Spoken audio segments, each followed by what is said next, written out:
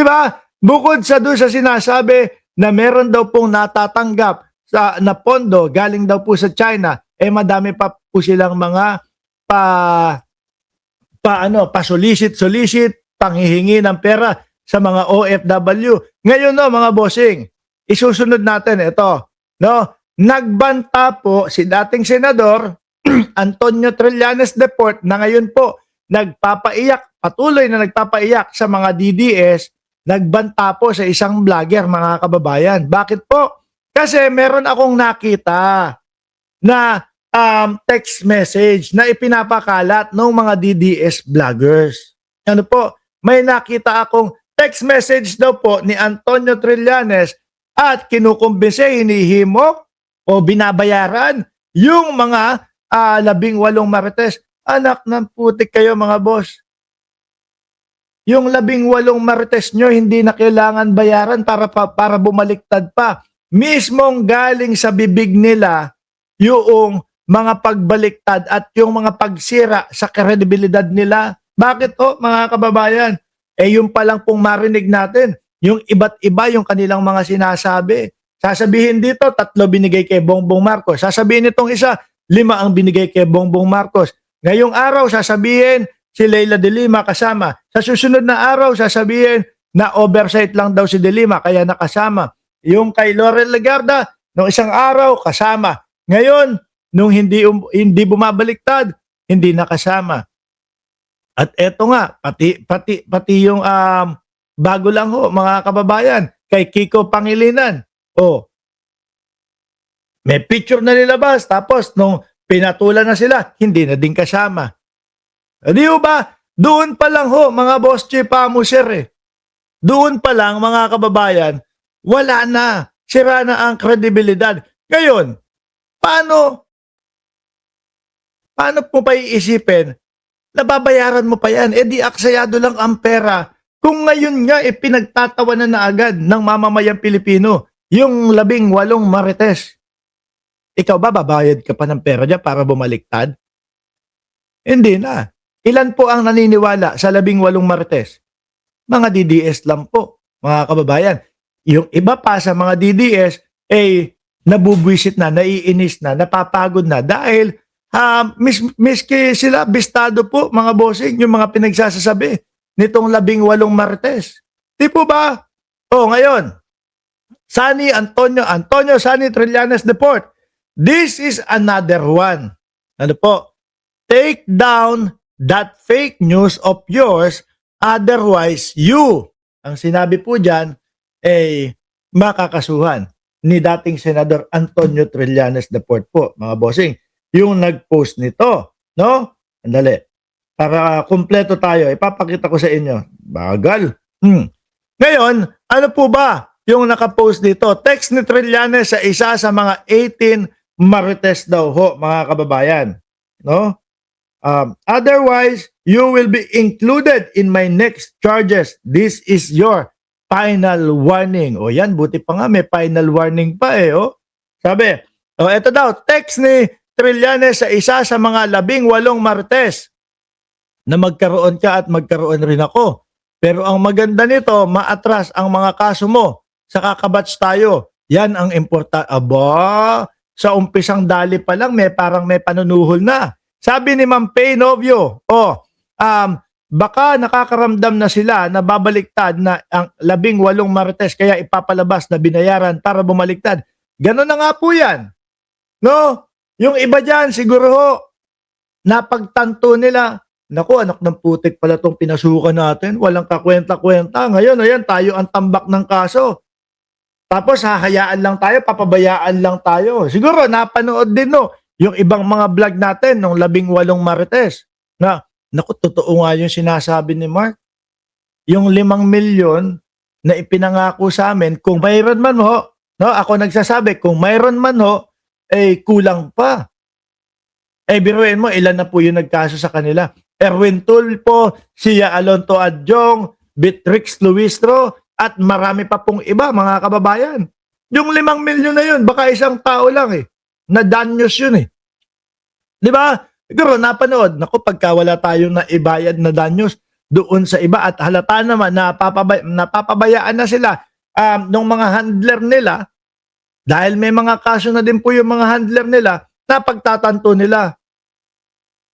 Umamin na lang kaya ako na inutusan lang ako at gipit lang talaga ako. Di ba? Napagtanto nila na pag sila ay narehas at hindi nabayaran yung mga magiging danyos nila in future, may mabebembang yung mga misis nila ng mga kumpare nila. Di ba? Hindi, ganyan naman po talaga ang realidad eh. Di ba? Ganyan po ang realidad, mga kababayan. Na kapag si mister nakulong, umabot 3 buwan, 4 na buwan, umisang taon, 2 taon, iniisip ng misis, hindi na makakalabas to. Mahihirapan ng lumabas ito. Syempre, tao lang din po yan. Di ba, Ma'am Pay Nobio?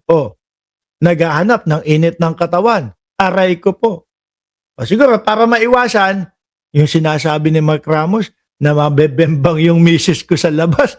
Baka mangyari nga. Tapos ako, pagpasok ko sa loob, prinsesa naman ako doon sa loob ng mga mayor. Mabebembang din ako. Umamin na lang kaya ako. Hello? Sabihin ko na lang na yung totoo. Total naman, itong mga handler namin, ramdam na nila na sila ay papabayaan at wala silang makukuha dyan. Iwan error sila niyan. Diba? Sabi ni Mabel Quinjo, 18 Marites, sacrifice din pala. Totoo. Diba? Sabi ni Annalyn Ando, huwag mong takutin, Boss Mark, baka magtago na lang sila kaysa makulong para hindi mabembang. Hindi po, pero yun yung katotohanan eh, di ba? Eto, may highlights dito. Linagyan pa ng gano'n, no? Mga kababayan, ako ho, mag-send ako kay Troy Bello. Troy Bello, isend ko sa iyo itong text message na to. Tapos screenshot mo, tapos i-post mo. Tapos ilagay mo, sabihin mo, ito yung text ni Trillanes doon sa 18 Marites. Tapos na. Di ba? Bakit po sila nananatili dito sa mga katsipan na mga ganitong mga ebidensya nila? Kasi meron pong mga chip na mga DDS na madali pong mapaniwala. Sabi ni Joel Q, bembang na asawa pati pera na kinabang pa si pare. Ganyan ang realidad. Realidad, di ba? Sabi dito, pag ma-okay ka, ganito, magkaroon ka ng 5 milyon. I-atras ang kaso, then mawala ka na sa media. Putik na yan, Bisaya ito media. Si Trillanes naman po, Tagalog na Tagalog, mga bossing, hindi ko po hinahamak yung mga kaibigan, kababata, mga mahal natin sa buhay na Bisaya. Pero, ito pong text message, hindi naman po ganito mag-text si dating Senador Antonio Trillanes. Ako po, nakakausap ko sila. Nakikita nyo, nakikita nyo, straight na managalog at magsalita po. Ito, Bisaya. Wala ka na sa media. Parang Gutesa na wala na. Usapang Bisaya ho ito, mga kababayan eh. Diba? Diyan sa mga kapatid natin at mahal nating mga kababayang mga Bisaya. Di ba ganyan po? I-atras. Ayan. Pag ma-okay ka, di ba? Ganyan po. Pag ma-okay ka, ganito, magkaroon ka ng 5 million. I-atras ang kaso. Then, mawala ka na sa media. Parang Gutesa na wala na. 5 million ka, Bok. Meron ako 5 million.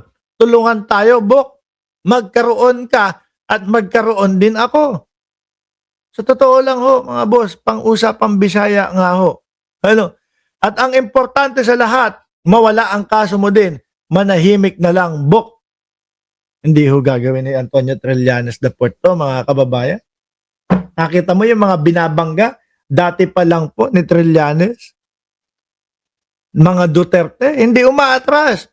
Tayo po actually, yung sitwasyon o naging posisyon ni Antonio Trillanes dati, na yun Kumbaga mawawalan ka na ng pag-asa nun Bakit po? Ultimo ho tayo, mga bossing, sinasabi natin kay dating Senador Antonio Trillanes? Sasabihin natin sa kanya, naku, wala, sundalong kanin ka. Ultimo ho tayo, At tingin ko, karamihan din po sa inyo, ganun din po ang sinabi. Diba, nawala na tayo ng tiwala sa kanya. Kumbaga, pang-suko na wala na, suko na ako. Ang dami nang hindi naniniwala sa atin. Pero ipinagpatuloy niya lang po yung ginagawa niya at pagkontra at paglaban sa mga katiwalian. Oh, tapos sa mga ganitong mga text message, papahuli. Ilang taon na din po na lumalaban yan. Halos isang dekada na po o baka lagpas pa isang dekada yung paglaban ni Trillanes sa mga ito po.